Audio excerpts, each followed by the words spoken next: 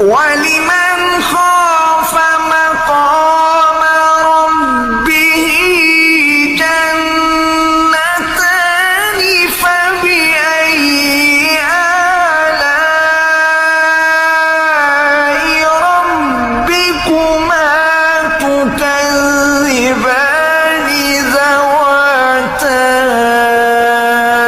أفنان فبأي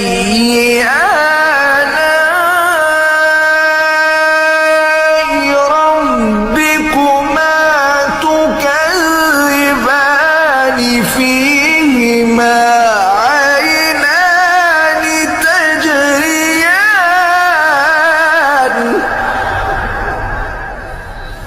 فبأي